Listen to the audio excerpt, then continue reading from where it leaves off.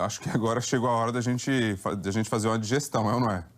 Tá contigo, Ananda Apple, porque hoje o negócio aqui... Ajuda a gente nessa digestão aí com o seu quadro verde, Ananda Apple, por favor.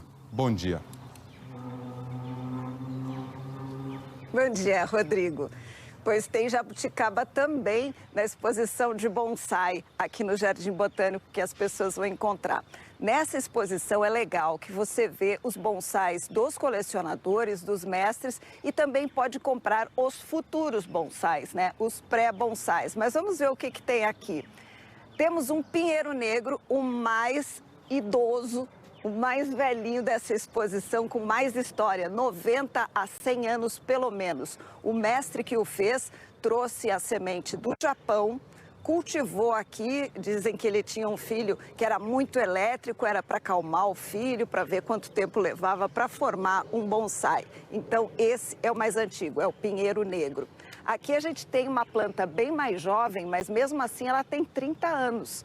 É uma caliandra asiática que tem uma flor em formato de pompom e essa com 30 anos. Ainda uma jovenzinha, digamos. Mais jovem ainda é esse Ficus nerifolia, que tem 9 anos, mas olha só como ele parece uma árvore antiga, com esse tronco bem grossinho, né? Bem cultivado. E primavera chegou ontem, vamos falar dela.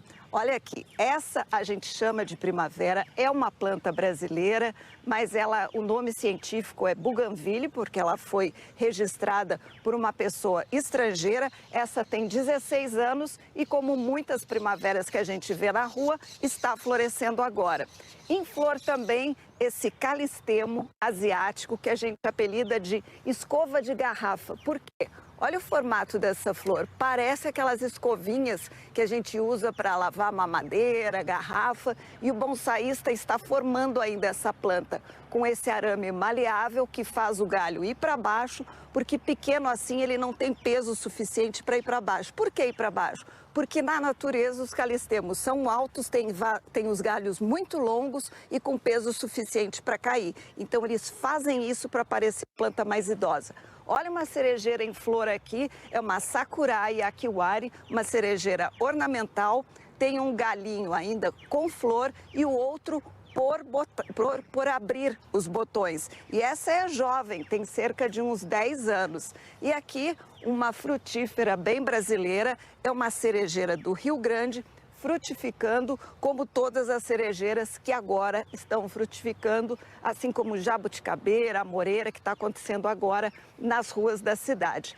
Esses bonsais têm um valor quase inestimável dos seus mestres. Eles não venderiam por menos de 500 ou 1.000 reais e alguns chegam a mais de 100 mil reais quando são antigos, porque a pessoa cuida há décadas deles. Mas você pode encontrar nas lojas gente chamando de bonsai, vasinhos de 20, 30 reais, que na verdade ou são mudas ou pré-bonsais. Então a gente tem que aprender o que é um bonsai de verdade ou não, um maosai. Sempre é bom saber essa diferença. Vamos ver na reportagem. Planta à venda por 20 e poucos reais com caule fininho não é bonsai. É no máximo uma muda que os bonsaístas chamam de maosai. Pode até ser bonitinho quando você compra e com frutas que ele não deveria ter nesta fase para não enfraquecer, mas acaba em frustração. Foi o que descobriu a nossa telespectadora. Tirei aqui, vou replantar, colocar uma terrinha melhor para ver se ele vai para frente. E tinha até um prego sustentando o caulezinho. Caule não, né? Um galinho brotando. Em abril deste ano, o Quadro Verde levou os maosais para um viveiro em São Lourenço da Serra, onde há bonsais de verdade, de troncos grossos e aparência de uma mini árvore adulta.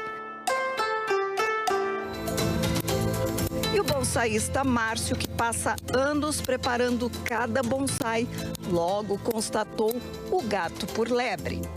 Isso aqui não é bonsai nem aqui, nem em lugar nenhum do mundo. Então, as plantas que são muito novinhas assim, elas não têm grande resistência. Tinha que estar em que tipo de vaso? Um vaso maior, um vaso fundo, um balde. Um balde para ele crescer bem, com saúde, pelo menos durante os 4 anos.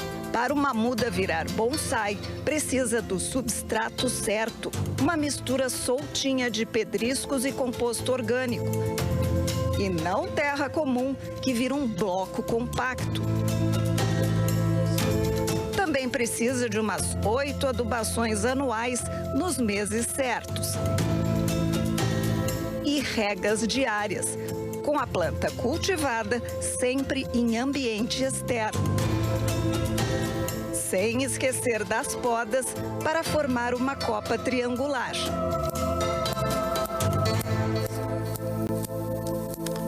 Esta fase pré-bonsai dura em média 5 a 6 anos, até que a planta esteja forte para viver em pequenos vasos de cerâmica. E aí sim, florescer e frutificar sem enfraquecer com o gasto de energia. Por isso, deixamos os falsos bonsais com o Márcio, para tentar que trilhassem a trajetória de pré-bonsais.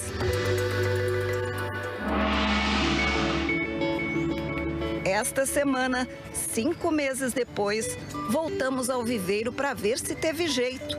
A amoreira, aquela do prego, um graveto de raízes enroscadas, agora está assim, crescendo saudável, num vaso maior para fortalecer as raízes. E a copa ganhou novas folhas grandes. A jabuticabeira, que precisa de muita água e murchou no vaso com terra, agora está firme e com a copa renovada depois que a anterior caiu. E o pé de romã, que sofria com frutas que ele não podia ter tão novo, hoje concentra toda a energia em ficar mais forte e mais alto. O trio, que foi vendido como bonsai baratinho, mas sem futuro, agora está no caminho da formação. Para lá por 2027, cada um merecer o título de um jovem bonsai.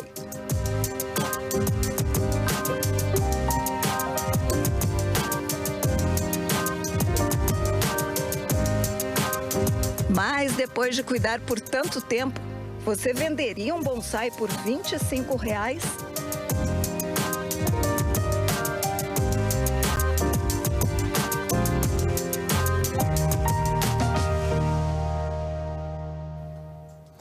Era a minha dúvida, e na imagem do Franklin aí já deu para perceber um pouco. A fruta, ela não tem o seu tamanho proporcional à planta, né?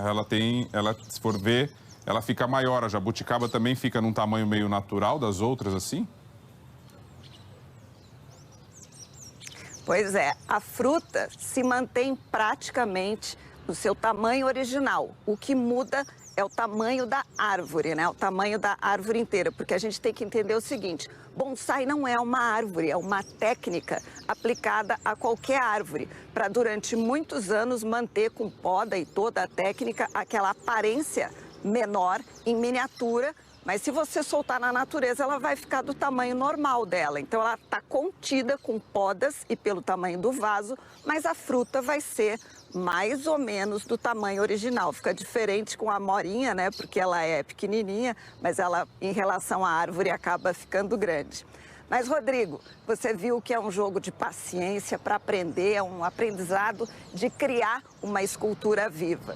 E você pode ver isso de hoje até domingo aqui no Jardim Botânico. Mas tem mais, além de apreciar também todas essas dos expositores, né, as de coleção, eu vou conversar. Bom dia, Eduardo Mizuno. Bom dia, Nanda, tudo bem? Tudo, que é bonsaísta também, que eu conheço há muitos anos, me ensinou muito, filho de um mestre de bonsai, ele hoje um mestre de bonsai.